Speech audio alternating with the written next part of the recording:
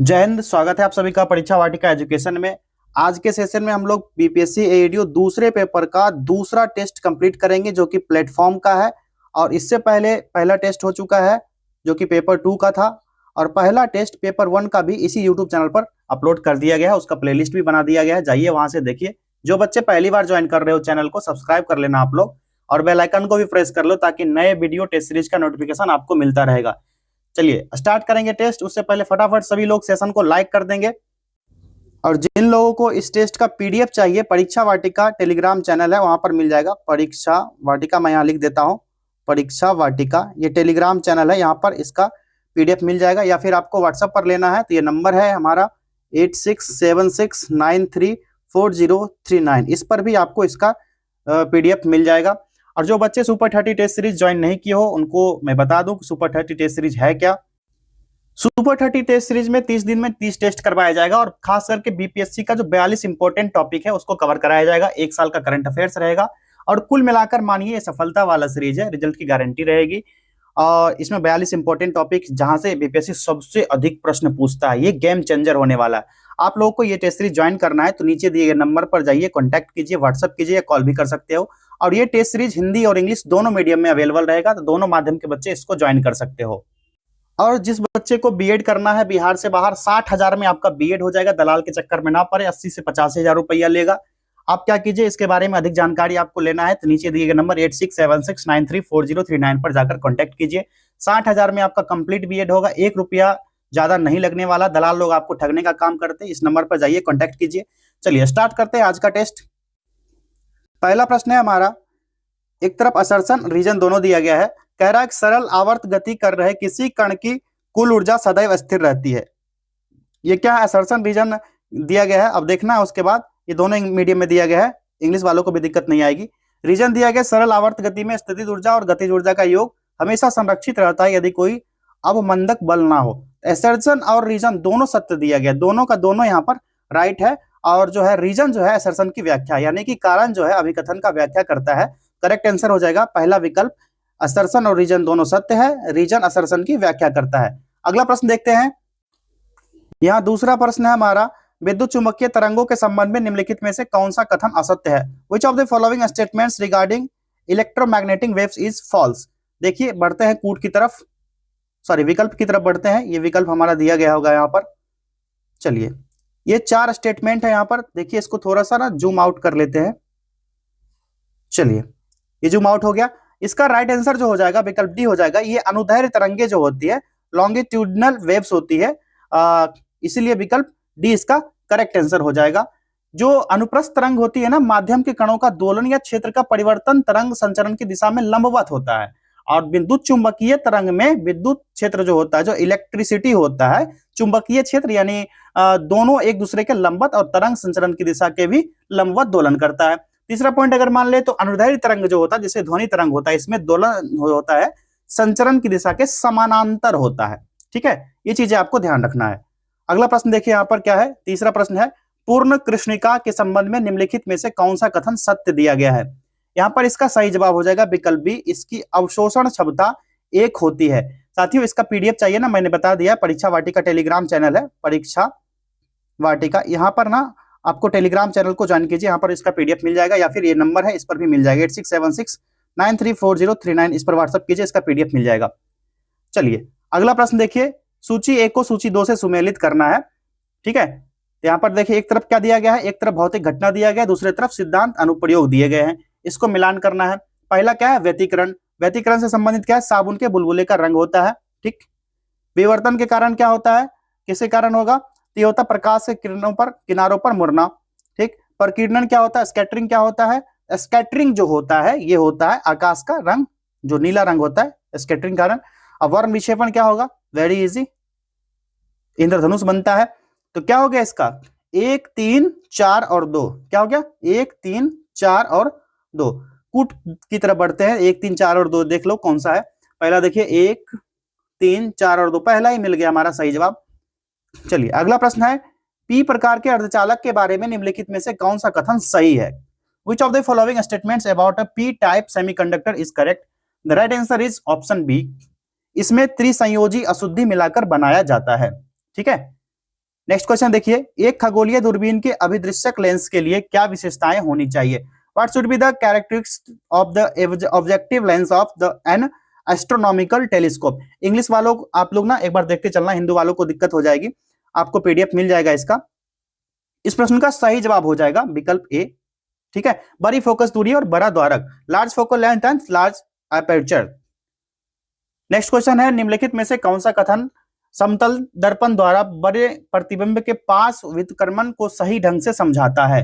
इस प्रश्न का राइट आंसर होगा, प्रतिबिंब का बायां भाग दायां और दायां भाग बायां दिखाई देता है।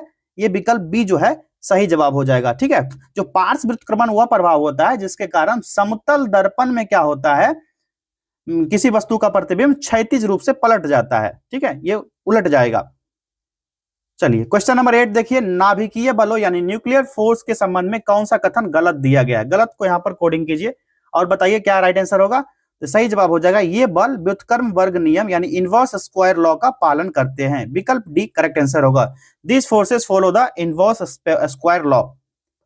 चलिए असर्शन रीजन का क्वेश्चन है, एस्पिरिन और पैरासीटामोल गैर नार्कोटिक एनाल्जेसिक वर्ग से संबंधित है। रीजन दिया गया मार्फिन और हेरोइन नार्कोटिक एनाल्जेसिक है, ठीक है। यहाँ पर बताना है आपको कि असर्शन और रीजन क्या है। असर्शन जो है सही दिया गया है, रीजन भी यहाँ पर सही दिया गया है, लेकिन जो रीजन जो है ना असर्शन की सही व्याख्या नहीं कर रहा है, क्योंकि जो ये है ना स्पष्ट नहीं कर रहा है। जो असर्शन है यहाँ पर एस्पिरिन और पैरासीटामोल, ये ना पीराहारी यानी कि एनाल्जेसिक है और ये आदत बनाने वाली दवाई नहीं है, सूजन और बुखार को भी कम करती है। और जो रीजन दिया गया है मार्फिन और हेरोइन जो नार्कोटिक मादक एनाल्जेसिक है, ये अफीम से बनते हैं, अफीम से प्राप्त होता है और बहुत शक्तिशाली पीराहारी, लेकिन ये व्यसनकारी यानी एडिक्टिव होते हैं। ये एडिक्शन होता है, जैसे ना अफीम अगर ये करोगे तो आप नशे के शिकार हो जाओगे। और यहाँ पर ना दोनों कथन जो है पीराहारी दवाओं से दो अलग अलग वर्ग का वर्णन करता है, तो एक का अस्तित्व दूसरे अस्तित्व का कारण या व्याख्या नहीं कर सकता है। इसीलिए इसका राइट आंसर होगा असर्शन और रीजन दोनों सत्य है, लेकिन जो रीजन है असर्शन की सही व्याख्या नहीं है। विकल्प बी इसका सही जवाब हो गया। चलिए नेक्स्ट क्वेश्चन देखिए, कोलाइडल विलयनों के संबंध में निम्नलिखित में से कौन सा कथन असत्य है? असत्य कथन फिर से पूछा जा रहा है, यहां पर बताइए कौन सा होगा। तो ये समांगी यानी कि होमोजीनस मिश्रण होते हैं, विकल्प सी करेक्ट आंसर हो जाएगा। चलिए 11वां प्रश्न देखिए, सूची 1 को सूची 2 से सम्मिलित करने का आधार, एक तरफ बहुलक दिया गया है, दूसरी तरफ एकलक दिया गया है। एक तरफ पॉलीमर और मोनोमर दिया गया है, इसको मिलाना है, मिलान कीजिए, उसके बाद कूट की तरफ बढ़ेंगे, देखेंगे कि इसका सही जवाब क्या होगा। पहला क्या दिया गया, टेफ्लॉन। टेफ्लॉन संबंधित होगा किससे, टेट्राफ्लोरोएथीन से, ठीक है। चौथे से नाइलॉन 6 किससे संबंधित होगा, ये होगा कैप्रोलैक्टम से। तीसरा है प्राकृतिक रबर। प्राकृतिक रबर जो होगा ये आइसोप्रीन है, ठीक। और नियोप्रीन क्या होगा, तो क्लोरोप्रीन हो गया। क्या हो गया, 4 1 2 और 3, यही हुआ ना, 4 1 2 और 3। देखते हैं कूट में कौन सा होगा, 4 1 2 और 3। भैया पहला ही इसका सही जवाब हो गया, ऑप्शन ए। फिर से दिया गया है, यहां पर कथन दिया गया है, सभी लवण उदासीन होते हैं, इस कथन के संबंध में क्या सत्य है? देखिए 4 स्टेटमेंट दिया गया है, यहां पर क्या सत्य होगा, तो यह कथन पूर्णतः सत्य है। तो पूर्णतः सत्य देख लेते हैं आगे क्या है। यह कथन असत्य है क्योंकि प्रबल अम्ल और दुर्बल क्षार से बने लवण अम्लीय होते हैं, ये सही दिया गया है, ठीक है। तीसरा क्या है, यह कथन असत्य है क्योंकि दुर्बल अम्ल और प्रबल क्षार से बने लवण क्षारीय होते हैं, ये भी सत्य दिया गया। जब ये दोनों असत्य कथन दिया गया तो ये वाला तो नहीं होगा, ठीक है, बिल्कुल नहीं होगा। तो क्या हो गया, बी और सी सत्य होगा, विकल्प डी इसका करेक्ट आंसर हो जाएगा। चलिए ठेठ बिहारी बनना है और ठेठ के जैसे एग्जाम क्वालिफाई करना है। चलिए अगला प्रश्न है, निम्नलिखित में से कौन सा या कौन से कथन सत्य है, सही है? Which of the following statements is are correct? यहाँ स्टेटमेंट क्या दिया गया है, 3 स्टेटमेंट है, 1 2 और 3 स्टेटमेंट है, और कूट की सहायता से यहाँ पर सही आंसर इसका चूज करना होगा। देखिए कौन सा स्टेटमेंट यहाँ पर सही है, उसके बाद देखेंगे, कूट की तरफ बढ़ेंगे। पहला है, किसी वस्तु का द्रव्यमान उसके भार के समान होता है। जो किसी वस्तु में निहित पदार्थ की मात्रा होती है ना, ये क्या होता है, अदिश राशि होता है और इसका मान हर जगह, जैसे पृथ्वी पर अलग होगा, चंद्रमा पर अलग होगा, अंतरिक्ष में स्थिर रहेगा, इसका जो है ना बराबर नहीं होता, और इसका SI मात्रा क्या होगा, किलोग्राम होगा। तो ये वाला तो भैया कर दो टाटा बाय बाय। दूसरे बिंदु की तरफ बढ़ते हैं, किसी वस्तु का द्रव्यमान उसके भार के समान नहीं होता है। जो भार होता है वह बल होता है जिसे पृथ्वी किसी वस्तु को अपने केंद्र की ओर आकर्षित करता है, जिसको कहते हो ना W=mg कहते हो ना आप लोग, ये फॉर्मूला याद होगा। और ये एक सदिश राशि होती है जिसकी दिशा हमेशा पृथ्वी के सेंटर की ओर होती है। तो ये स्टेटमेंट क्या है भैया, ये स्टेटमेंट करेक्ट है। तीसरा क्या है, द्रव्यमान अदिश राशि है जबकि भार सदिश राशि है। ठीक है, तो तीसरा स्टेटमेंट क्या है, तो भार का गुरुत्व त्वरण क्या होता है, ग्रेविटेशन पर डिपेंड करता है, इसलिए यह स्थान के साथ बदलते रहेगा। जैसे चंद्रमा का भार पृथ्वी का भार का क्या होता है, 1/6 होता है, इसका ऐसा ही मात्रक क्या होगा, न्यूटन होगा। तो ये वाला स्टेटमेंट क्या है, ये वाला स्टेटमेंट बिल्कुल करेक्ट दिया गया है, तो ये करेक्ट है, दूसरा करेक्ट है, तो क्या हो जाएगा, ऑप्शन सी देखिए, 2 और 3 सही है, विकल्प सी इसका सही जवाब हो जाएगा। चलिए क्वेश्चन नंबर 14 देखिए, यदि वस्तु को अवतल दर्पण के सामने उसके वक्रता केंद्र यानी सी से परे रखा जाए तो बनने वाला प्रतिबिंब क्या होगा, यह क्या होगा बताओ आप लोग, ये वास्तविक, उल्टा और छोटा बनेगा। पहला विकल्प इसका सही जवाब हो जाएगा। ठीक है, चलिए अगला है हैबर प्रक्रम, हैवर्स प्रोसेस द्वारा अमोनिया के उत्पादन के लिए कौन सी परिस्थितियां अनुकूल है, which conditions are favourable for the production of ammonia by Haber's process. Option देखिए यहां पर, चलिए ऑप्शन की तरफ बढ़ते हैं। चलिए यहां पर 4 ऑप्शन दिए गए हैं, करेक्ट आंसर बताइए कौन सा होगा। तो यहां पर पहला तो नहीं होगा, दूसरा है उच्च ताप और उच्च दाब, ये विकल्प बी यहां पर सही दिख रहा है। जो हाइबर प्रक्रम होता है ना, N2+3H2, इसके द्वारा क्या होता है, 2NH3 निर्माण होता है, उष्माक्षेपी और उत्क्रमणीय अभिक्रिया होता है, इसलिए जो ला सातलयी होते हैं इस सिद्धांत के अनुसार अमोनिया का उत्पादन अनुकूलित किया जाता है। और उच्च दाब जब हाई प्रेशर होगा तो अभिक्रिया में अभिकारक के 4 मोल यानी कि 1+3 मोल हो जाएगा। ठीक है, और उत्पाद के 2 मोल बनते हैं, कितने, 2 मोल बनेंगे, यानी कि आयतन में कमी हो जाएगी और ला सातलयी के सिद्धांत के अनुसार दाब बढ़ने पर साम्यावस्था उस दिशा में विस्थापित हो जाएगी, जिधर आयतन कम होता है अमोनिया अधिक बनेगा। आमतौर पर 200 एटीएम का दाब उपयोग माना जाता है, कितना, 200 एटीएम का जो दाब होगा ये सबसे उपयुक्त माना जाएगा। और इष्टतम ताप यानी कि ऑप्टिमल टेम्परेचर की बात करें, चूंकि अभिक्रिया उष्माक्षेपी होगा तो कम ताप पर अधिक अमोनिया बननी चाहिए, लेकिन बहुत कम ताप पर अभिक्रिया की दर बहुत धीमी हो जाती है, इसलिए इष्टतम ताप लगभग कितना होना चाहिए, 450 डिग्री सेंटीग्रेड इसका उपयोग किया जाता है। और उत्प्रेरक जो कैटलिस्ट होता है अभिक्रिया की दर को बढ़ाने के लिए आयरन यानी कि फेरस लोहा का उत्प्रेरक और जो मॉलिब्डेनम होता है एमओ प्रोमोटर का उपयोग किया जाता है, इसीलिए इसका ना करेक्ट आंसर ना विकल्प बी हो गया भैया। चलो अगला प्रश्न देखिए, दिए गए यौगिकों में उनकी अम्लीय प्रबलता यानी एसिडिक स्ट्रेंथ के बढ़ते क्रम के व्यवस्थित कीजिए। चलिए इसको व्यवस्थित कीजिए फटाक से, क्या हो जाएगा, हैलोजन अम्ल की अम्लीय प्रबलता समूह से नीचे जाने पर बढ़ती है। ठीक है, HX संबंध बनेगा, तो ये कौन सा हो जाएगा, HF, HCl, HBr, HI, ये ना बिल्कुल सही दिख रहा है, पहला विकल्प यहाँ पर सही हो जाएगा। ये प्रश्न ना किरण पब्लिकेशन वाले में आया था, जिन बच्चों ने देखा होगा वो फटाक से टिक कर दिए होंगे आप लोग, और सुपर 30 वाले को तो साफ साफ दिख गया होगा क्योंकि 1000 क्वेश्चन का गया होगा आपको सीरीज। ठीक है, और आज जो है फिजिक्स का लगभग 1500 क्वेश्चन का आपको मिला होगा, जो कि अलग भिन्न भिन्न एग्जाम में पूछे गए। एडीओ का एग्जाम तो पहली बार होना है, तो एग्जाम में क्वेश्चन आएगी कहां से, भिन्न भिन्न एग्जाम से ही उठाए जाएंगे। तो ये ना 0 to हेरू लेवल का आपको स्टडी करना है। 1000 प्रश्न पहले गया होगा साइंस का, और मॉडर्न हिस्ट्री का गया था, और बिहार स्पेशल, जिसमें कि 500 प्रश्न साइंस के होंगे। आज जो गया है बायोलॉजी का ना क्विक रिवीजन गया, जहां से आपका 5 से 7 प्रश्न बनेगा, सुपर 30 ग्रुप में गया होगा, और 1500 प्रश्न फिजिक्स के गए होंगे, जिसमें न्यूमेरिकल भी शामिल है। न्यूमेरिकल आपको कम से ही कम करना है, लगभग ना इसमें 900 प्रश्न होंगे फिजिक्स के, यहां से बाहर नहीं जाएगा भैया, सारा इसी में इंक्लूड है, सारा का सारा इसी में इंक्लूड है। एक भी प्रश्न बाहर जाए तो फिर एग्जाम के बाद कहना। चलिए अगला प्रश्न है, वह कौन सी अंतःस्रावी ग्रंथि है जो युवावस्था तक सक्रिय रहती है और फिर धीरे धीरे अपहर्षित हो जाती है। इस प्रश्न का सही जवाब हो जाएगा विकल्प सी, थाइमस ग्रंथि, थाइमस ग्लैंड इसका राइट आंसर होगा। यह एक अंतःस्रावी ग्रंथि है जो युवावस्था में सबसे बड़ी और सबसे सक्रिय होती है, और यह ग्रंथि छाती में उपरोस्ती यानी कि अस्टर्नम के पीछे स्थित होती है और प्रतिरक्षा प्रणाली के विकास में महत्वपूर्ण भूमिका निभाती है। जो थाइमस होती है ना, थाइमोसिन नामक हार्मोन का स्रावन करती है, किसका, यहां लिख देता हूं मैं, थाइमोसिन, इसी हार्मोन का यह स्रावन करती है, ध्यान रखना थाइमोसिन। चलो अगला प्रश्न देखिए, समसूत्री विभाजन यानी कि मीटोसिस के संबंध में निम्नलिखित में से कौन सा कथन गलत है। Which of the following statements regarding mitosis is incorrect? The right answer is option C. यह युग्मकों के निर्माण में सहायक है। It helps in the formation of gametes. Next question देखिए, छोटी आंत में वसा का पाचन और अवशोषण एक जटिल प्रक्रिया है, निम्नलिखित में से कौन सा चरण सबसे पहले होगा, कौन सा होगा बताओ। तो ये यहाँ करेक्ट आंसर हो जाएगा पित्त लवणों द्वारा वसा का इमल्सीकरण, विकल्प बी करेक्ट आंसर होगा। Emulsification of fat by bile salt, चलिए क्वेश्चन नंबर 20 देखिए, मेंडल के पृथक्करण के नियम के अनुसार क्या होगा। यहाँ पर 4 ऑप्शन दिए गए हैं, कौन सा यहाँ पर करेक्ट होगा बताओ फटाक से आप लोग। क्या होगा, जो युग्मक होगा निर्माण के दौरान एक जीन के युग्म विकल्पी यानी कि एलिलिस के एक दूसरे से पृथक हो जाएंगे। विकल्प सी इसका सही जवाब हो गया। चलिए बढ़ते हैं अगले प्रश्न की तरफ। क्वेश्चन नंबर 21 देखिए, यहाँ पर निम्नलिखित में से कौन सा अंग अंतःस्रावी और बहिःस्रावी दोनों ग्रंथियों के रूप में कार्य करता है। यह होगा अग्न्याशय। क्या अग्न्याशय, विकल्प बी बिल्कुल सही है। और एक मिश्रित ग्रंथि है जो अंतःस्रावी और बहिःस्रावी दोनों रूप में कार्य करेगा।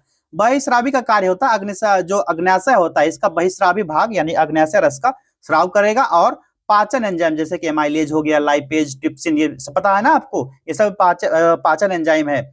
और यह जो होता है रस एक वाहिनी के माध्यम से छोटी आंत में पहुंचाता है और भोजन को पचाने में मदद करता है। दूसरा होता है अंतःस्रावी, जो जिसको एंडोक्राइन कहते हैं। इसका कार्य होता है कि अग्न्याशय के अंतःस्रावी भाग में जो लैंगरहैंस के द्वीप हैं, जो स्लेट्स ऑफ लैंगरहैंस होते हैं, उसको सीधे रक्त में हार्मोन स्रावित करने का काम करता है। और जो इसकी अल्फा कोशिकाएं जो ग्लूकागन होती है हार्मोन स्रावित करती है, जिसका नाम है ग्लूकागन हार्मोन, जो रक्त शर्करा को बढ़ाता है। और बीटा कोशिकाएं जो होती है इंसुलिन हार्मोन स्रावित करती है, जो रक्त शर्करा को कम कर देगा। इसीलिए इसका राइट आंसर क्या हो गया, अग्न्याशय, पैंक्रियाज इसका करेक्ट आंसर हो जाएगा।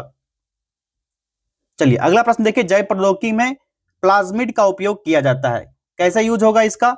तो प्लाज्मिड जो होता है ना, संवाहक के वेक्टर के रूप में यूज होता है। विकल्प सी इसका सही जवाब है, वेक्टर के रूप में, एज ए वेक्टर। अधिवृक्क प्रांतस्था द्वारा स्रावित ग्लूकोकार्टिकॉइड्स जैसे कोर्टिसोल का मुख्य कार्य क्या होगा।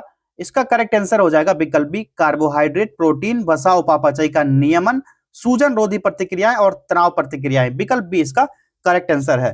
ठीक है, जो अधिवृक्क होता है ना प्रांत अवस्था द्वारा स्रावित, ये सभी के महत्वपूर्ण कार्य होते हैं। और उपापचय के नियम ये कहते हैं कि जो ग्लूकोनियोजेंसिस होते हैं गैर कार्बोहाइड्रेट स्रोत के ग्लूकोज का निर्माण करते हैं, और लाइपोलिसिस जो होते हैं वसा के टूटने से बनते हैं, और प्रोटियोलिसिस जो होते हैं प्रोटीन के टूटने से उत्तेजित करते हैं, जिससे रक्त शर्करा का स्तर जो होगा बढ़ जाएगा। और सूजन रोधी प्रतिक्रिया में क्या होगा, जो सूजन रोधी प्रतिक्रिया होगा, जो एंटी इन्फ्लेमेटरी होगा, जो प्रतिरक्षा दमनकारी का काम करेगा। और इसका प्रभाव यह होगा कि सूजन पैदा करने वाले पदार्थ को उत्पादन को रोक देता है और प्रतिरक्षा प्रतिक्रिया को दबाने का काम करता है। इसलिए इसका उपयोग किसमें होगा, एलर्जी में किया जाता है। किसमें, एलर्जी में किया जाता है, पता होगा आपको। क्लियर है, तो ये सारे फैक्ट्स आपको पता होंगे। अब आएंगे बात तनाव प्रतिक्रिया क्या होता है। जो स्ट्रेस रिस्पॉन्स होता है, ये शरीर को ना शारीरिक और भावनात्मक तनाव से निपटने में मदद करता है, और हृदय प्रणाली और गुर्दे के कार्य को बनाए रखने की भूमिका निभाता है ये तनाव प्रक्रिया। ठीक है, क्या चीज, स्ट्रेस रिस्पॉन्स। चलो क्वेश्चन नंबर 24 देखिए, निम्नलिखित में से कौन सा युग्म सही सुमेलित है, बताइए इसमें से कौन सा सही सुमेलित होगा। तो संघ इकाई नोडर्मेटा होता है जो अड़िय सम्मिति वयस्क में होता है। विकल्प डी इसका करेक्ट आंसर है। जैव विविधता हॉटस्पॉट बायोडायवर्सिटी हॉटस्पॉट के संबंध में निम्नलिखित में से कौन सा कथन गलत दिया गया है। यहां पर सही जवाब हो जाएगा, हॉटस्पॉट केवल उष्णकटिबंधीय क्षेत्र में पाए जाते हैं। विकल्प डी, वेरी इजी। चलो अगला प्रश्न देखिए, सुमेलित करना है एक को दो से, एक तरफ प्रदूषक दिया गया, दूसरी तरफ उसके इफेक्ट दिए गए हैं। कौन से प्रदूषक से कौन सा इफेक्ट आएगा ये आपको बताना है यहां पर। ठीक है, यहां पर दो दिए गए हैं और ना आगे होगा इधर। चलो हाँ, आगे दिया गया है जो सल्फर डाइऑक्साइड है ये क्या करेगा, अम्ल वर्षा का कारण बनता है। और क्लोरोफ्लोरोकार्बन क्या करेगा, सुपोषण का काम नहीं करेगा। यहां पर देख लेते हैं डी में क्या है, डी का ओजोन क्षरण का काम करेगा। चलो यहां ना लिखते चलते हैं, इसका पहला का दूसरा हो गया, दूसरा का चौथा हो गया। ठीक, अब आगे बढ़ जाते हैं। क्या था, पहला का दूसरा, दूसरा का चौथा हो गया था। नाइट्रेट और फास्फोरस क्या होगा, ये दूसरा का था ना, ये दूसरा का था। चलो, और नाइट्रेट और फॉस्फेट का काम करेगा, नाइट्रेट फॉस्फेट का काम होता है ये तो नहीं होगा, मीन माता रोग नहीं होगा। पारा का क्या काम होता है, पारा का काम होता है मीन माता रोग में यूज होता है, ये पारा का काम होगा। ये डी का है, डी का ये तीसरा हो जाएगा। ठीक है, तो चौथा का तीसरा हो गया, तो एक ही बचा ना, एक और तीन, 2 4 1 और 3 देख लेते हैं कौन सा आंसर होगा। 2 4 1 और 3 भैया कौन सा है, 2 4 1 3 और 1। ठीक है, 2 4 1 और 3, यहाँ पर बी है, ऑप्शन बी है, 2 4 1 और 3, ऑप्शन बी इसका सही जवाब हो गया। चलो अगला प्रश्न है, मॉन्ट्रियल प्रोटोकॉल किससे संबंधित है। इस प्रश्न का सही जवाब होगा ओजोन क्षरणकारी पदार्थों को चरणबद्ध तरीके से हटाने से। विकल्प बी, ये टेस्ट सीरीज ना सुपर 30 में इस तरह के कई प्रश्न आ चुके हैं, बहुत पहले करवा दिया गया। आप लोग जो भी सुपर 30 किए होंगे उनको ये मॉन्ट्रियल प्रोटोकॉल आदि के बारे में पहले से पता होगा। चलो अगला प्रश्न है, हृदय चक्र के दौरान जो डप ध्वनि कब उत्पन्न होगी? ये डप ध्वनि जो होती है ना, अर्धचंद्र वॉल्व यानी कि सेमी लूनर वॉल्व्स के बंद होने पर जो प्रक्रियाएं होंगी, जो अनुशीतलन के प्रारंभ में होगी, इसके कारण होती है। विकल्प बी यहाँ पर सही जवाब है इसका। चलो क्वेश्चन नंबर 29 है, खाद्य परिरक्षक के रूप में प्रयुक्त सार्विक अम्ल और उसके लवण मुख्य रूप से किसके विरुद्ध प्रभावी होते हैं? इस प्रश्न का सही जवाब है केवल कवक यानी ईस्ट और मोल्ड के कारण। विकल्प बी। निम्नलिखित में से कौन सा ऑपरेटिंग सिस्टम का एक घटक है? कौन सा होगा? तो यहाँ पर जो है फाइल मैनेजमेंट हो जाएगा, ठीक है, और प्रोसेस मैनेजमेंट, मेमोरी मैनेजमेंट, ये भी होना चाहिए, ठीक है, सारे हो जाएंगे तो एक से अधिक इसका ना राइट आंसर होगा विकल्प डी, ठीक है। फाइल मैनेजमेंट एक घटक फाइल को बनाने के लिए, हटाने, संग्रहित करने, नाम देने और उनकी सुरक्षा को नियंत्रित करने के लिए जिम्मेदार होता है। और प्रोसेस मैनेजमेंट का काम होता है कि जो प्रक्रियाएं चल रही उसको बनाना, समाप्त करना, सीपीयू की प्रक्रियाओं को आवंटित करके प्रक्रियाओं के बीच संचार और सिंक्रोनाइजेशन का प्रबंधन करने के लिए जिम्मेदार होता है प्रोसेस मैनेजमेंट। मेमोरी का क्या काम होता है? मेमोरी मैनेजमेंट जो होता है ये ना डी आवंटन का ट्रैक रखता है और सुनिश्चित करता है कि प्रत्येक प्रक्रिया को चलाने के लिए पर्याप्त मेमोरी मिले और एक दूसरे के मेमोरी जो स्पेस होता है इसमें हस्तक्षेप ना करे, एक दूसरे में एंट्री ना लेगे, ठीक है। तो तीनों के तीनों हो गए, जिसका राइट आंसर क्या हो गया? विकल्प डी, उपर्युक्त में से एक से अधिक, more than one of the above. चलो अगला प्रश्न है, 27 अगस्त 2025 को विश्व के सबसे बड़े किस रॉकेट को सफलतापूर्वक लॉन्च किया गया, जिसे नासा ने 2027 के चांद मिशन के लिए चुना है? इसका नाम है स्टारशिप। विकल्प ए स्टारशिप। नवीनतम पुस्तक in of coalition politics and essays on Indian democracy के लेखक कौन है? चलो क्वेश्चन नंबर 32 था ना, मनोज कुमार झा इसका राइट आंसर होगा, विकल्प बी। नेक्स्ट क्वेश्चन है, 3 सितंबर 2025 को केंद्रीय वित्त मंत्री निर्मला सीतारमण की अध्यक्षता में जीएसटी परिषद की कौन सी बैठक नई दिल्ली में हुई थी? ये जो हुआ था 57वीं बैठक हुई थी, 57वीं। 850 प्रश्न का एक करंट अफेयर्स 2025 का अपलोड किया गया इस यूट्यूब चैनल पर, जाकर के देख लेना। कोई भी प्लेलिस्ट बीपीएससी एडीओ का आप लोग ओपन करोगे ना, सारे प्लेलिस्ट में ये 2025 का करंट अफेयर्स मिल जाएगा, जिसमें 850 प्रश्न कराए गए। सभी बच्चे सुपर 30 वालों तो पहले देख चुके होंगे, जो बच्चे फ्री में देख रहे हैं टेस्ट सीरीज हमारे यूट्यूब चैनल पर, वो भी जाइए इस टेस्ट को देखिए। 850 प्रश्न, ये सारे प्रश्न ना उसमें करवा दिए गए, आज नहीं, ये लगभग 10-15 दिन पहले वो टेस्ट आ गया था। और एक यूट्यूब चैनल पर अभी 20 दिसंबर को अपलोड होगा, आप लोग वेट कीजिएगा। जो करंट अफेयर्स होगा, जो लेटेस्ट करंट अफेयर्स है, इसमें भी लगभग 500 प्लस प्रश्न का संग्रह करके मैराथन लाया जाएगा, उसको भी आप लोग देखना। 20 दिसंबर का वेट करो आप लोग, तब तक ना ये वीडियो देख लेना 850 प्रश्न वाला। चलो अगला प्रश्न है, 26 अगस्त 2025 बिहार सरकार ने दिव्यांग जनों को आर्थिक रूप से आत्मनिर्भर बनाने के लिए किस योजना को मंजूरी दी है?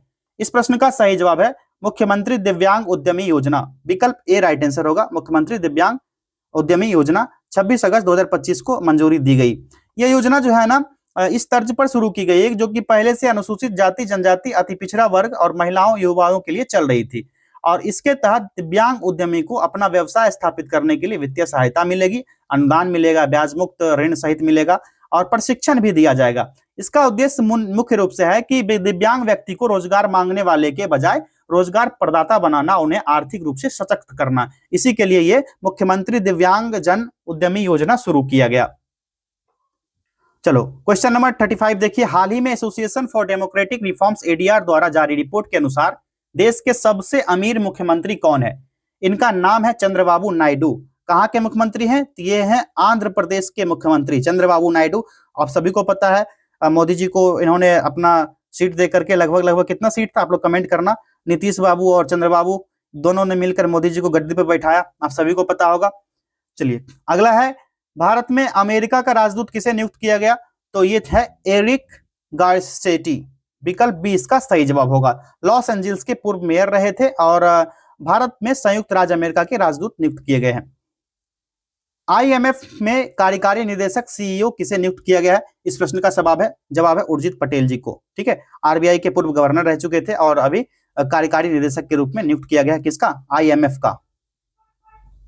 चलो अगला प्रश्न है, 68वें राष्ट्रमंडल संसदीय सम्मेलन सीपीसी में भारतीय प्रतिनिधिमंडल की नेतृत्व ब्रिज टाउन यानी बारबाडोस में कौन करेंगे? बारबाडोस में कौन करेंगे? ओम बिरला इनका नाम है। विकल्प बी सही जवाब होगा। ठीक है, 2 दिवसीय अखिल भारतीय स्पीकर सम्मेलन 2025 का आयोजक किसके नेतृत्व में किया गया? ये आयोजन किसके नेतृत्व में हुआ? यहाँ पर विकल्प दिया गया, किनके नेतृत्व में? ओम बिरला, विकल्प डी सही जवाब होगा इसका। और भारत के सभी राज्य केंद्र शासित प्रदेश के विधानमंडल के पीठासीन अधिकारी, अध्यक्ष और सभापति ने इसमें भाग लिया। इसका उद्देश्य था कि विधायी निकायों में कामकाज में सुधार, सदन की उत्पादकता बढ़ाना और संसदीय प्रक्रियाओं में सर्वोत्तम प्रथाओं को साझा करने पर विचार विमर्श करना, और इसमें संसद में सदनों में अनुशासन बनाए रखना और बहस की गुणवत्ता में सुधार जैसे कई मुद्दे पर चर्चा भी की गई थी इसमें। चलिए अगला प्रश्न देखिए, क्वेश्चन नंबर 40। जम्मू कश्मीर के उधमपुर रेलवे स्टेशन का नाम बदलकर क्या कर दिया गया है? कैप्टन तुषार महाजन, विकल्प सी इसका सही जवाब हो जाएगा। ठीक है, और ये कैप्टन तुषार महाजन भारतीय सेना में 9 पैरा विशेष बल के एक वीर अधिकारी थे जो फरवरी 2016 में पंपोर जम्मू कश्मीर में एक आतंकवादी हमले में शहीद हो गए थे। चलिए अगला प्रश्न है, अगस्त 2025 में प्रवासी श्रमिकों के लिए किस राज्य ने श्रम श्री योजना शुरू की है? श्रम श्री योजना शुरू किया गया पश्चिम बंगाल गवर्नमेंट के द्वारा, दीदी ने शुरू किया है। आप सभी को पता है दीदी के नाम से संबोधित किसको किया जाता है। अगला प्रश्न है, भारत में 2025 में पेट्रोल में कितना प्रतिशत इथेनॉल मिश्रण का लक्ष्य हासिल कर लिया गया है? करेक्ट आंसर हो जाएगा विकल्प सी 20%। ठीक है, विकल्प सी। मिस यूनिवर्स इंडिया 2025 का खिताब मनिका विश्व शर्मा ने जीती है, इसका संबंध किस राज्य से है?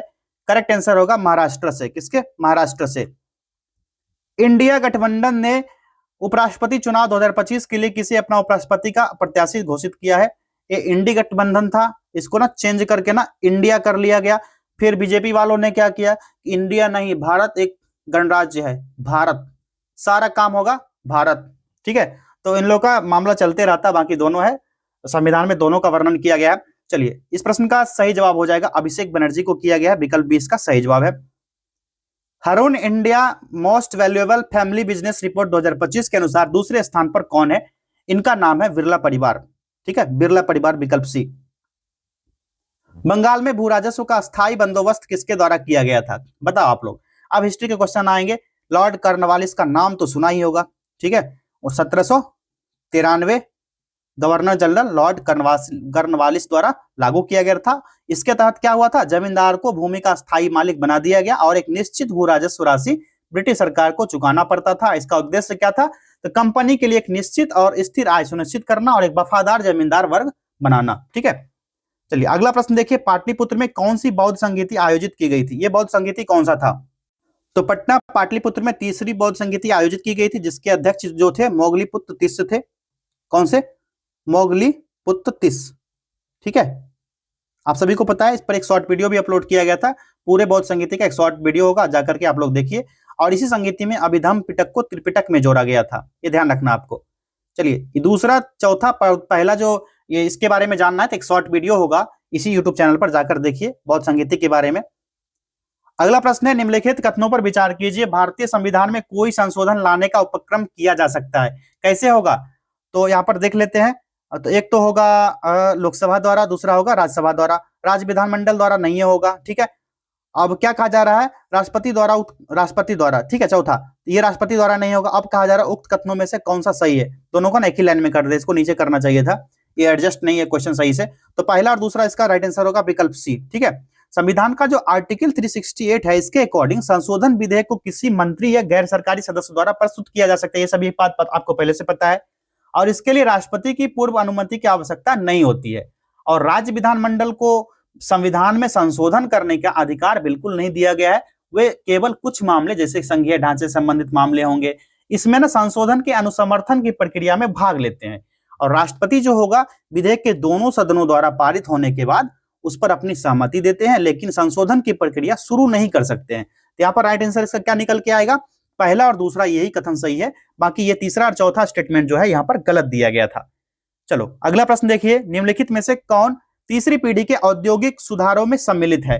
इसका राइट आंसर होगा ई बिज project, skill Vikas, skill development, make in India, सारे शामिल होंगे इसमें। उपरोक्त सभी इसका करेक्ट आंसर हो जाएगा। जो पहली पीढ़ी का था 1991 में, आप सभी को पता है, जो एलपीजी था, लिबरलाइजेशन, प्राइवेटाइजेशन, ग्लोबलाइजेशन यानी उदारीकरण, निजीकरण और वैश्वीकरण, यह इसी पर केंद्रित था। और दूसरी पीढ़ी के सुधारों ने संस्थागत और संरचनात्मक मुद्दों पर ध्यान केंद्रित करने का काम किया। तीसरा पीढ़ी में क्या हुआ, जो प्रौद्योगिकी आया, यहाँ पर टेक्नोलॉजी आया, नवाचार और वैश्विक प्रतिस्पर्धात्मक पर जोर देने लगा, और ई बीज प्रोजेक्ट का व्यापार जो होने लगा, इसको आसानी से बढ़ावा मिला था, और स्किल विकास कार्यबल की क्षमता को बढ़ाया गया, और मेक इन इंडिया का उद्देश्य जो था भारत को एक वैश्विक विनिर्माण केंद्र बनाना। तो ये सारे के सारे स्टेटमेंट यहां पर करेक्ट हैं, इसीलिए सही जवाब है उपरोक्त सभी विकल्प डी। चलिए क्वेश्चन नंबर 50 है, भारत में 2001 से 11 के दशकीय महिला जनसंख्या वृद्धि दर क्या था? करेक्ट आंसर हो जाएगा विकल्प बी 18.12%। साथियों आप लोग के लिए फ्री टेस्ट लेकर के आते हैं, आप लोग ना ऐसा नहीं करते हो, ना सेशन को लाइक करते हो, ना ही किसी को शेयर करते हो, अपने सहपाठियों में शेयर कर दिया करो मेरे भाई मेरे बहन, ताकि इससे ना टीम को मोटिवेशन मिलता है कि आप लोग के सहयोग से ये चैनल चल रहा है, जो भी आप ही हो, और इसको ना फटाक से ना कम से कम एक ग्रुप में शेयर कर दिया करो मेरे भाई लोग। चलो अगला प्रश्न है, सुभाष चंद्र बोस कितनी बार भारतीय राष्ट्रीय कांग्रेस के अध्यक्ष चुने गए? इसका सही जवाब होगा 2 बार। कितने? 2 बार। निम्नलिखित में से कौन सही सुमेलित नहीं है? ये जो है ना, इसको ना एक क्वेश्चन आया था, बहुत पहले आया था, जिसको मैंने करवाया था। 2 बार कौन कौन सा अधिवेशन था जहां पर सुभाष चंद्र बोस को चुना गया था? तो पहला हुआ था 1938 में हुआ था, आप सभी को पता होगा, हरिपुरा में। ठीक है, ये क्वेश्चन हो सकता है पूछ दे। एक बार और क्वेश्चन आया था जिसमें मैंने बताया भी था, हरिपुरा अधिवेशन जिसमें सर्वसम्मति से चुने गए। दूसरा हुआ था ना 1939 में त्रिपुरी अधिवेशन जो हुआ था, या फिर त्रिपुरा कह सकते हो आप लोग, त्रिपुरी अधिवेशन में इनको चुना गया। लेकिन चुनाव जीतने के बाद अध्यक्ष पद से इन्होंने इस्तीफा दे दिया और फॉरवर्ड ब्लॉक नामक अपनी पार्टी का गठन किया था। इन्हीं के पार्टी का नाम है फॉरवर्ड ब्लॉक। सुभाष चंद्र बोस के द्वारा ही इसका गठन किया गया, और इन्होंने इस्तीफा जब दिया तो पट्टाभी सीतारामैया इसके अध्यक्ष बने थे। ठीक है, कब? 1939 त्रिपुरी अधिवेशन में। चलो अगला प्रश्न देखिए, निम्नलिखित में से कौन सही सुमेलित नहीं है? यहाँ पर सही सुमेलित नहीं है पूछा जा रहा। ये आर्टिकल 155 है, राज्यपाल को हटाना, ये यहाँ पर गलत दिया गया था ना, इसीलिए ये करेक्ट आंसर होगा। क्योंकि ये जो है आर्टिकल 155 जो होता है, ये राज्य के राज्यपाल को राष्ट्रपति अपने हस्ताक्षर और मुहर सहित अधिपत्र द्वारा नियुक्ति से संबंधित है, राज्यपाल की नियुक्ति से संबंधित है, इसीलिए ये गलत दिया गया था ना, इसीलिए विकल्प डी यहाँ पर सही जवाब होगा। बाकी सारे आर्टिकल यहाँ पर ए बी सी सारे सही दिए गए हैं। सत्यार्थ प्रकाश के लेखक कौन है? बताओ। Dayanand Saraswati, very easy. बिहार की निम्न नदियों में से कौन सी एक नदी अमरकंटक से उत्पन्न होती है? ये नदी है सोन नदी। ठीक है, सोन नदी बिहार में बहने वाली उन नदियों में से जो मध्य प्रदेश के अमरकंटक पठार से निकलती है और उत्तर की ओर बहती हुई फिर पूर्व की ओर मुड़कर बिहार में एंट्री लेती है, और गंगा की एक प्रमुख दाहिनी नदी सहायक बन जाती है ये, और पटना के पास दानापुर में गंगा नदी में आके मिल जाती है। और पुनपुन नदी भी जो है एक दाहिनी सहायक नदी है, किसकी? गंगा की, लेकिन यह छोटा नागपुर पठार से निकलती है। कौन सी? पुनपुन। ये कहां से निकलती है? छोटा नागपुर पठार से निकलती है ये। क्लियर है? तो यहाँ पर राइट आंसर क्या हुआ? सोन नदी। अगला प्रश्न है, निम्नलिखित में से कौन जोड़ी सही नहीं है? बताओ कौन सी जोड़ी सही नहीं होगी? तो शेरशाह सूरी समस्तीपुर में मकबरा, समस्तीपुर में मकबरा है ये? नहीं ना, कहां पर है? ये सासाराम में है। कहां पर? सासाराम में। विकल्प ए सही होगा, क्योंकि यही जोड़ी जो है सही नहीं दिया गया था। चलिए नेक्स्ट क्वेश्चन की तरफ बढ़ते हैं, क्वेश्चन नंबर 56। चलिए, निम्नलिखित में से भारत का राष्ट्रपति किसकी नियुक्ति नहीं करता है? बताओ इसमें से कौन किसकी नियुक्ति नहीं होगा? तो उपराष्ट्रपति की नियुक्ति नहीं की जाती है, क्योंकि ये उपराष्ट्रपति का चुनाव एक निर्वाचक मंडल द्वारा किया जाता है, जिसमें संसद के दोनों सदन जो होंगे, जिसमें लोकसभा और राज्यसभा भी शामिल रहता है, और सभी सदस्य जो निर्वाचित होंगे और जो मनोनीत होंगे सभी शामिल होंगे इसमें। और यह चुनाव जो होगा सेम टू सेम राष्ट्रपति के चुनाव जैसे आनुपातिक प्रतिनिधित्व प्रणाली के अनुसार एकल संक्रमणीय मत पद्धति द्वारा किया जाता है, और राष्ट्रपति प्रधानमंत्री की नियुक्ति करता है। ठीक है, प्रधानमंत्री की नियुक्ति आर्टिकल 75 के अकॉर्डिंग करता है, और राष्ट्रपति राज्यपाल की नियुक्ति जो करेगा आर्टिकल 155 के अकॉर्डिंग मुख्य निर्वाचन आयुक्त यानी कि 324 इसके तहत किसके? चीफ कमीशन ऑफ इंडिया, इसका निर्वाचन जो अधिकारी होते हैं इनका भी नियुक्ति करता है राष्ट्रपति। ठीक है, अगला प्रश्न देखिए, नेक्स्ट है, सिंधु घाटी सभ्यता के निम्न में से किस स्थल को सबसे पहले खोजा गया था? ये था हड़प्पा। ठीक है, हड़प्पा की खोज कब की गई थी? 1921 ईस्वी में। किसके द्वारा? दयाराम साहनी के द्वारा। ठीक है, कुछ पता हो ना पता हो, सारे बच्चे को ये जरूर पता रहता है। ठीक है, आप सभी को कमेंट करना, लोथल की खोज कब की गई और किसके द्वारा की गई। कालीबंगा की खोज कब की गई, किसके द्वारा की गई। सेम इटाज मोहनजोदड़ो की खोज कब हुई, किसके द्वारा की गई। और यहाँ से संबंधित जो भी इंपॉर्टेंट प्लेसेस हैं उसको देखना है।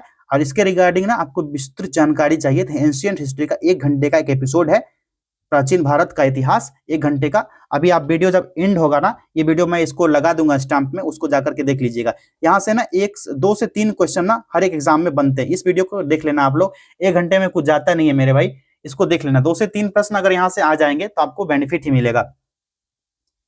ईस्वी सन 1809 में फारसी में गिफ्ट टू मोनोथिस्ट किसने लिखी।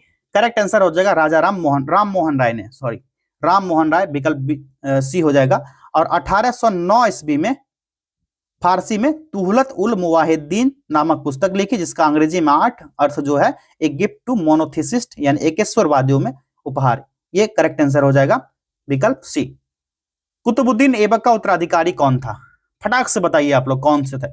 ये था आराम शाह, बिल्कुल आराम करते हुए बन गया। 1210 में कुतुबुद्दीन ऐबक की मृत्यु हो गया और उसका पुत्र आराम शाह गद्दी पर बैठ गया मस्त में एकदम। चलिए, इनमें से किसे खान ए खाना की उपाधि से सम्मानित किया गया था। ये था बैरम खान, विकल्प ए राइट आंसर होगा। और बैरम खान जो था मुगल सम्राट हुमायूं का वफादार सेनापति था और अकबर का संरक्षक था और सलाहकार भी हुआ करता था अकबर का। और हुमायूं ने उसे खान ए खाना यानी खानों का खान की उपाधि दिया था।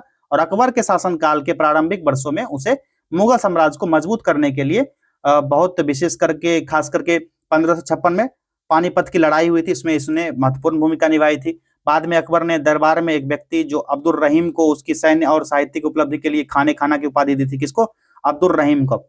इसको भी खाने खाना से सम्मानित किया था किसने, अकबर ने। अगला प्रश्न है 1857 की क्रांति के समय निम्नांकित में से भारत के गवर्नर जनरल कौन थे। ये थे लॉर्ड कैनिंग, ठीक है, लॉर्ड कैनिंग, विकल्प बी। यहां से प्रश्न अक्सर बनते हैं। इसका कार्यकाल था 1856 से लेकर के 1862 तक और 1857 का विद्रोह इसी के कार्यकाल के समय में हुआ था। विद्रोह के बाद 1858 के भारत सरकार अधिनियम के तहत ईस्ट इंडिया कंपनी का शासन यहीं से टाटा बाय बाय खत्म हो जाता है। चलिए, कौन सा सही सुमेलित है, यहाँ पर सही सुमेलित जो होगा उसको टिक करना है। जो औरंगजेब है मनुची, ये सही सुमेलित है। अकबर जो है विलियम हॉकिंस उस समय का यात्री था, ये सही सुमेलित नहीं है, ठीक है। ये जो है ना पहला सुमेलित नहीं है, विलियम हॉकिंस नहीं था। सर टॉमस रो जो जहांगीर के दरबार में आया था, अकबर का नहीं, ठीक है। सर टॉमस रो जो था जहांगीर के दरबार में आया था, ये टॉमस रो यहाँ पे मिला ही देते हैं, ठीक है। जो आया होगा ना इसको मिला देते हैं, जो सामने वाला बिल्कुल सही नहीं दिया गया। दूसरा है दूसरा क्या है यहाँ पर, अब्दुल रजाक जो है ना, अब्दुल रजाक, ये किसके शासन में आया था, एक फारसी यात्री था, विजयनगर साम्राज्य में देवराय द्वितीय के शासनकाल में आया था। किसका, देवराय सेकंड के शासनकाल में आया था। ये कहां पर उस समय शासनकाल था किसका, बताओ। अभी मैंने बताया विजयनगर साम्राज्य का, 15वीं शताब्दी में भारत आया था। अब एक बचता मनुचित, मनुचित तो यहाँ पर हो गया औरंगजेब, ठीक है। तो ये सारे के सारे मिल गए, 3 के 3 थे। और विलियम हॉकिंस जो था ये कब आया था, तो ये विलियम हॉकिंस और सर टॉमस रो ये जहांगीर के शासनकाल में आया था, दोनों के दोनों, ठीक है। किसके, जहांगीर के शासनकाल में आया था ये दोनों। चलो, अगला है राजा राम मोहन राय के द्वारा चलाया गया सुधार आंदोलन क्या होगा। ये ब्रह्म समाज था, ब्रह्म समाज ही था ना सुधार आंदोलन। यहाँ ऑप्शन हो तो हो, ना हो तो सही कर लेना है। ब्रह्म समाज दिया गया है, विकल्प डी। कोटोपैक्सी पर्वत चोटी किस देश में स्थित है, तो ये कहां पर है कोटोपैक्सी, बताओ। इक्वाडोर में है, विकल्प सी करेक्ट आंसर है। पुस्ताज घास प्रदेश कहां पाया जाता है, इसका राइट आंसर हो जाएगा विकल्प सी हंगरी में। निम्नलिखित को सुमेलित कीजिए। एक तरफ उगते सूरज की, एक तरफ ना क्षेत्र दिया गया उसका फिर नामकरण किया गया, यहां मिलान कीजिए। पहला क्या है, उगते सूरज की भूमि, ये किससे संबंधित है, जापान को कहा जाता है। जापान में सूर्योदय पहले होता है उधर। मध्यरात्रि सूर्य की भूमि किसको कहा जाता है, ये कहा जाता है नॉर्वे को। चौथा हो गया, हजार झीलों की भूमि कहा जाता है फिनलैंड को। और ब्रज की भूमि कहा जाता है भूटान को, ठीक है। तो क्या हो गया बताओ भाई, 3 हो गया, 4 हो गया, 2 हो गया और 5। 3 4 2 और 5, देखो कूट कौन सा होगा। 3 4 2 और 5, 3 तो पहला में नहीं है, इस दोनों में है 3 4, तो इसमें 3 नहीं है, 4 ये हो गया, विकल्प डी यहाँ पर इसका करेक्ट आंसर होगा। 3 4 2 और 5। चलो, अक्रा राजधानी है, अक्रा कहाँ की राजधानी है, घाना की, ठीक है। कहाँ की, घाना की राजधानी होगा। और ये अटलांटिक महासागर के तट पर स्थित है और देश का प्रशासनिक, आर्थिक और शैक्षिक केंद्र है। सेनेगल की राजधानी कहाँ है, सेनेगल की राजधानी हो जाएगी डकार। और ट्यूनिसिया की राजधानी हो जाएगा कहां पर, ट्यूनिस हो जाएगा, ठीक। और युगांडा की राजधानी हो जाएगा कंपाला। सारा नोट करते जाओ आप लोग। अगला प्रश्न है, भारतीय मानक समय रेखा कहां से नहीं गुजरती है, नहीं गुजरती है पूछा जा रहा है, तेलंगाना से। इसका राइट आंसर होगा विकल्प डी, तेलंगाना से नहीं गुजरती है। और भारतीय मानक समय जो ग्रीनविच टाइम से कितना है, 5.5 घंटे आगे है। भारतीय संविधान में प्रस्तावना को किस संविधान से लिया गया है, यह अमेरिका से लिया गया। विकल्प ए इसका करेक्ट आंसर होगा, प्रियम्बल जो है अमेरिका से लिया गया है। नेक्स्ट क्वेश्चन है, निम्नलिखित में से ब्रिटिश सरकार के कौन से चार्टर्ड एक्ट ने बंगाल के गवर्नर जनरल को भारत का गवर्नर जनरल बना दिया।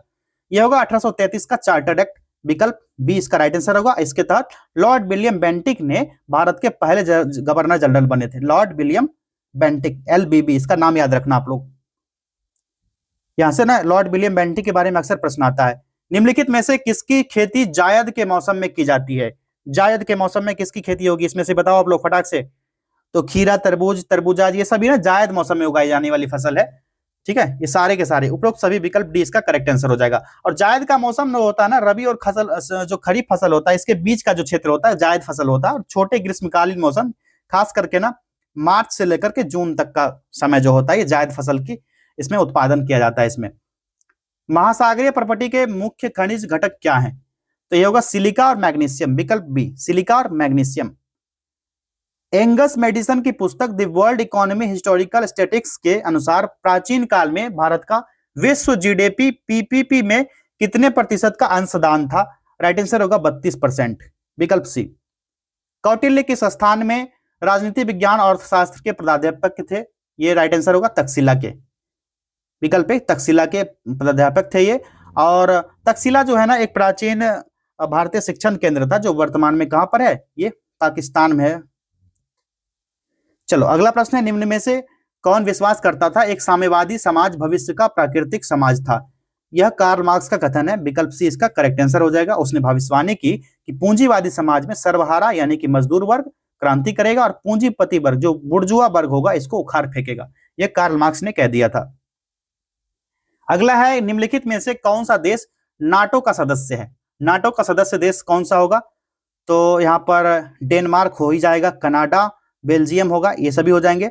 और नाटो ने एक संगठन है जिसकी स्थापना जो है 1949 में की गई थी। डेनमार्क, कनाडा, बेल्जियम और 12 संस्थापक सदस्य इसमें शामिल है। और इसका सिद्धांत है कि सामूहिक रक्षा यानी कलेक्टिव डिफेंस के तहत एक सदस्य पर हमला सभी सदस्यों का हमला माना जाएगा।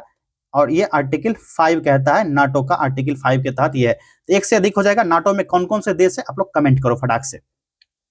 चलो अगला प्रश्न है, मौलिक अधिकारों को लागू करने के लिए न्यायालय निम्न में से किसे जारी कर सकता है। ये रिट जारी कर सकता है। क्या रिट जारी कर सकता है, आर्टिकल 32 के तहत। बच्चों वाला प्रश्न, बच्चों वाला आंसर। जवाहरलाल नेहरू की अस्थायी सरकार में श्रम मंत्री कौन थे। श्रम मंत्री बनाया गया था जगजीवन राम जी को। विकल्प बी इसका सही जवाब होगा। 1946 में जो सरकार गठित हुई थी इसमें जगजीवन राम श्रम मंत्री बने थे। और सी राजगोपालाचारी जो थे शिक्षा मंत्री और कला मंत्री बने थे। अरुणा आसफ अली जो थे रेलवे और परिवहन मंत्री। लेकिन बाद में क्या हुआ, इसमें शामिल किया गया और डॉक्टर राजेंद्र प्रसाद को खाद्य और कृषि मंत्रालय मिला था। चलो अगला प्रश्न है, निम्नलिखित में से कौन बुनियादी मूल्य सभी नेताओं द्वारा भारत के संविधान पर विचार विमर्श हेतु संविधान निर्मात्री सभा के मिलने से बहुत पहले ही स्वीकार कर लिया गया था। चलो ऑप्शन देखते हैं यहां पर। चलिए यहां पर 4 ऑप्शन दिया गया है, क्या होगा इसका सही जवाब हो जाएगा। यहां पर स्वतंत्रता और समानता का अधिकार मिला था, अल्पसंख्यकों के अधिकार का संरक्षण किया गया था और सार्वभौमिक मताधिकार का उपयोग सारे हो गए थे यहाँ पर। तो ये तीनों स्टेटमेंट सही दिए गए हैं। कांग्रेस का जो प्रस्ताव हुआ था 1931 का कराची प्रस्ताव, जिसके तहत राष्ट्रवादी दस्तावेज को परिलक्षित किया गया और 1928 की नेहरू रिपोर्ट में ही भी इसको शामिल कर लिया। किसको, सार्वभौमिक वयस्क मताधिकार का विचार जो था 1928 में शामिल कर लिया गया। तो तीनों हो गया ना इसमें, तो सभी हो जाएगा। एक से अधिक यहाँ पर करेक्ट आंसर विकल्प डी। किसने कहा अपनी राष्ट्रीय पहचान की उपेक्षा भारत की समस्याओं का मूलभूत कारण है। दीनदयाल उपाध्याय ने कहा था। विकल्प सी। वर्ष 1946 में बनी अंतरिम सरकार में डॉक्टर राजेंद्र प्रसाद के पास कौन सा विभाग था। इसका सही जवाब होगा खाद्य एवं कृषि मंत्रालय मिला था, अभी मैंने बताया था आपको। मगध एवं अंग का मैदान किसके हिस्से में है, तो मगध का और अंग का मैदान आप सभी को पता हो, ये मुंगेर का क्षेत्र जो वर्तमान बिहार में है। तो ये जो है ना मध्य गंगा का मैदान था। विकल्प बी इसका राइट आंसर हो जाएगा। जो अंग क्षेत्र था भागलपुर और मुंगेर के आसपास का क्षेत्र था और ये एक महत्वपूर्ण महाजनपद था और यहाँ जो है उपजाऊ मैदान के रूप में यह विकसित हुआ था। नेशनल कॉलेज और बिहार विद्यापीठ का शिलान्यास किसने किया था? महात्मा गांधी। विकल्प सी इसका करेक्ट आंसर होगा। असहयोग आंदोलन के दौरान 6 फरवरी 1921 को पटना में नेशनल कॉलेज ऑफ और बिहार विद्यापीठ का शिलान्यास इन्होंने किया था और इसकी स्थापना की ब्रिटिश सरकार द्वारा संचालित शिक्षण संस्थानों के बहिष्कार के आह्वान के हिस्से के रूप में की गई थी। नेक्स्ट क्वेश्चन है, भारतीय राष्ट्रीय कांग्रेस के किस अधिवेशन में पूर्ण स्वराज का सिद्धांत गृहीत हुआ था? यह हुआ था लाहौर अधिवेशन 1929 में हुआ था। विकल्प बी करेक्ट आंसर होगा। और इस ऐतिहासिक अधिवेशन की अध्यक्षता किसने की थी? जवाहरलाल नेहरू ने की इसकी अध्यक्षता। कहां पर? लाहौर में 1929 में। जलप्रपात और नदी के निम्नलिखित जोड़ों में से कौन सा जोड़ा सही सुमेलित नहीं है? नहीं को कोड आउट कीजिए। देखिए राइट आंसर क्या होगा। पहला क्या है? जोग, जो शरावती नदी पर है, जो है ना जोग जलप्रपात कर्नाटक में है, शरावती नदी पर स्थित है। कौन सा जोड़ा सही नहीं है पूछा जा रहा है, ये तो सही है। कपिल धारा कावेरी नदी पर है, तो कपिल धारा ये कावेरी नदी पर है, बताओ आप लोग। ये जलप्रपात ना मध्य प्रदेश में नर्मदा नदी पर है, ठीक है। कहां पर? नर्मदा नदी पर है, ये गलत हो गया। धुआंधार जलप्रपात, ये तो पता होगा आपको, ये गोदावरी नहीं होगा, ये जबलपुर के पास, ये भी है नर्मदा नदी पर। ये दोनों का दोनों जो है ना नर्मदा नदी पर था, दोनों गलत हो गए। तो क्या पूछा जा रहा है? कौन सा जोड़ा सही सुमेलित नहीं है? तो 2 हो गया ना, बी और सी सही नहीं है, तो 1 से अधिक इसका राइट आंसर हो जाएगा विकल्प डी। पहला सही था, जोग जो है शरावती नदी पर है और कपिल धारा और धुआंधार जलप्रपात जो है नर्मदा नदी पर बना है। चलिए अगला प्रश्न है, माजुली द्वीप जो दुनिया का सबसे बड़ा नदी डेल्टा है कहाँ स्थित है? ये माजुली द्वीप जो है ना, ये हो जाएगा कहाँ लोकेटेड है, बताओ आप लोग। ये क्वेश्चन एक बार एक सेट में आया था, ये असम में है। विकल्प इसका करेक्ट आंसर होगा। और सबसे बड़ा नदी द्वीप है भारत के असम राज्य में, ब्रह्मपुत्र नदी के, ठीक है। कहां पर? ब्रह्मपुत्र नदी के किनारे। चलो अगला प्रश्न है, भारत का केंद्रीय औषधि अनुसंधान संस्थान कहां स्थित है? लखनऊ में। निम्न में से अजातशत्रु के वंश का क्या नाम था? बच्चों वाला प्रश्न है, हर्यक वंश इसका नाम था। विकल्प सी राइट आंसर हो जाएगा। और हर्यक वंश के संस्थापक कौन थे? बिंबिसार का, राजा बिंबिसार का पुत्र। ऐसा माना जाता है कि उसने अपने पिता की हत्या करके सिंहासन प्राप्त कर लिया था। अजातशत्रु ने मगध साम्राज्य का बहुत विस्तार किया, लेकिन विशेष रूप से कोसल और वज्जित संघ को जीत करके। वज्जित संघ क्या था? वैशाली का क्षेत्र था। और उसी के शासनकाल के दौरान महात्मा बुद्ध को महापरिनिर्वाण प्राप्त हुआ था और राजगीर में पहला बौद्ध संगीति का आयोजन भी हुआ था। ये ध्यान रखना आप सभी को। कश्मीर की घाटी कांगड़ा और कुल्लू घाटी में स्थित है, क्या स्थित है ये? तो इस घाटी में इसका राइट आंसर क्या होगा, बताओ आप लोग। क्वेश्चन नंबर 89 का राइट आंसर क्या होगा? सही जवाब है मध्य हिमालय या लघु हिमालय। विकल्प सी राइट आंसर है। और हिमालय पर्वत श्रृंखला के उत्तर से दक्षिण तक 3 मुख्य समानांतर श्रेणी में बांटा गया है। पहला क्या है? मध्य हिमालय, जिसको हिमाद्री कहते हैं, और मध्य हिमालय जो हिमाचल का क्षेत्र है, और बाह्य हिमालय जो शिवालिक का क्षेत्र है। मध्य हिमालय और महान हिमालय और शिवालिक के बीच स्थित होता है और यह श्रेणी जो है कई प्रसिद्ध हिल स्टेशन जैसे शिमला हो गया, मसूरी, नैनीताल, दार्जिलिंग, इन सब के लिए प्रसिद्ध है। चलो अगला प्रश्न है, शीतकालीन फसल ऋतु विंटर क्रॉप सेशन को भारत के किस नाम से जाना जाता है? तो रबी फसल के नाम से जाना जाता है। विकल्प राइट आंसर होगा। पृथक मिथिला राज्य की मांग का भौगोलिक आधार मुख्य रूप से बिहार के किस क्षेत्र की विशिष्ट सांस्कृतिक, भाषाई, ऐतिहासिक पहचान पर आधारित है? इसका राइट आंसर हो जाएगा जो गंगा नदी के उत्तर में गंडक और महानदी के बीच में जो मैदानी क्षेत्र है, इससे संबंधित है। विकल्प बी इसका राइट आंसर हो गया। चलिए, नालंदा जिले में स्थित तेलहारा का पुरातात्विक स्थल, जहां एक प्राचीन बौद्ध महाविहार तेलहारा महाविहार के अवशेष मिले हैं, किस प्राचीन नदी की एक सूखी हुई धारा के पास स्थित है? ये इसका राइट आंसर जो हो जाएगा सकड़ी हो जाएगा। विकल्प सी। बिहार के नवीनतम औद्योगिक लॉजिस्टिक्स नीतियों के तहत राज्य की multi modal logistics park MMLP की स्थापना के लिए कौन से स्थान रणनीतिक रूप से सबसे उपयुक्त है? इसमें ना इसका राइट आंसर जो निकल के आएगा, फतुहा और गया जैसे जो स्थान है राष्ट्रीय जलमार्गों, राजमार्गों और पूर्वी समर्पित जो फ्रंट कॉरिडोर है EDFC के पास स्थित है और रेल और सड़क मार्ग से माल की आवाजाही के लिए आदर्श माना गया है। ये भी स्टेटमेंट सही है। नेपाल सीमा के पास मुख्य व्यापार केंद्र जैसे रक्सौल और जोगबनी, ये भी स्टेटमेंट जो है सही दिया गया है, सुगम बनाएगा इसको। तीसरा है राष्ट्रीय जलमार्ग जो गंगा नदी पर स्थित है, बंदरगाह जलमार्ग के माध्यम से सस्ते परिवहन का विकल्प प्रदान करेगा, जो कि इसे एक मल्टी मॉडल हब के लिए उपयुक्त बनाएगा और एकीकृत लॉजिस्टिक नेटवर्क के लिए सभी का संयोजन यहाँ पर आवश्यक हो जाएगा। ये भी स्टेटमेंट सही है। तो ऊपर में से 1 से अधिक, विकल्प डी इसका राइट आंसर हो गया। चलिए, ये फेमस है बरैला झील सलीम अली जुब्बा सहनी पक्षी अभ्यारण्य, जिसे स्थानीय रूप से बरैला ताल भी कहा जाता है। बिहार के किस जिले में एक प्रमुख गोखुर झील है? ये गोखुर झील है। कौन से? बिहार का एक गोखुर झील क्या है, जो बेगूसराय वाले हैं उनको पता होगा, एक कांवर झील जो है मीठे पानी की गोखुर झील है ये। उसी तरह ये भी है बरैला झील सलीम पक्षी अभ्यारण्य जो है, ये कहां पर है? ये वैशाली जिला में है। ठीक है, विकल्प बी, वैशाली हाजीपुर के पास ये है। ठीक है, ऑक्सबो लेक है जो कि गंडक नदी के पुराने मार्ग से बना हुआ और एक वेटलैंड है। बिहार में नवीकरणीय ऊर्जा को बढ़ावा देने के क्रम में राज्य के पहले तैरते हुए सौर ऊर्जा संयंत्र किन जिलों में सफलतापूर्वक स्थापित और कार्यान्वित किए गए हैं? राइट आंसर होगा ये जो हुआ दरभंगा और सुपौल में, दरभंगा और सुपौल, विकल्प ए। बिहार के मैदानी इलाकों में जनसंख्या के घनत्व बहुत अधिक होने का प्राथमिक भौगोलिक कारण क्या है? इसका राइट आंसर हो जाएगा गहन कृषि का समर्थन करने वाली उपजाऊ जलोढ़ मिट्टी, विकल्प बी। सविनय अवज्ञा आंदोलन के दौरान छपरा जेल के कैदियों ने किस विशिष्ट मांग को लेकर प्रसिद्ध नंगी हड़ताल की, जिसमें उन्होंने विदेशी वस्त्र पहनने से इनकार कर दिया? राइट आंसर हो जाएगा इसका विकल्प सी, स्वदेशी निर्मित धोती लंगोट की आपूर्ति, विकल्प सी। चलिए अगला प्रश्न देखिए, क्वेश्चन नंबर 98। 1939 में सारण जिले में अंबारी में किसान सत्याग्रह का नेतृत्व करते हुए किस प्रख्यात विद्वान स्वतंत्रता सेनानी को एक जमींदार के एजेंटों द्वारा बेरहमी से पीटा गया, जिसे राष्ट्रीय स्तर पर आक्रोश फैल गया? ऑप्शन यहां पर दिया गया है, इसका राइट आंसर जो हो जाएगा विकल्प बी हो जाएगा, राहुल संस्कृत्यायन हो जाएगा, विकल्प बी। 1939 ईस्वी में ना सारण जिला का एक अंबारी किसान सत्याग्रह का नेतृत्व कर रहे थे महापंडित राहुल संस्कृत्यायन, इनको बेरहमी से पीटा गया और एक महान विद्वान थे, लेखक थे, यात्री भी थे और स्वतंत्रता सेनानी भी थे, जो कि किसान आंदोलन में सक्रिय रूप से शामिल हुए थे। अंबारी का सत्याग्रह किसानों की बकास्त भूमि, मतलब कि बकास्त भूमि क्या होता था? वैसी भूमि जिस पर जमींदार किसानों को बेदखल करके खुद खेती करवाते थे, उसकी वापसी को लेकर के मांग कर रहे थे। इसी घटना ने पूरे देश में आक्रोश पैदा कर दिया और स्वामी सहजानंद सरस्वती जैसे नेताओं ने इसकी कड़ी निंदा भी की, जिससे बिहार में किसान आंदोलन और भी तेज हो गया। फिर बिहार किसान सभा जैसे संगठन का गठन भी किया गया था इसी समय, आप सभी को याद होगा। चलिए अगला प्रश्न है, बंगाल विभाजन के विरोध में 16 अक्टूबर 1905 को दरभंगा में किसके नेतृत्व में रक्षाबंधन समारोह मनाया गया, जो बिहार में स्वदेशी आंदोलन के प्रसार का प्रतीक था?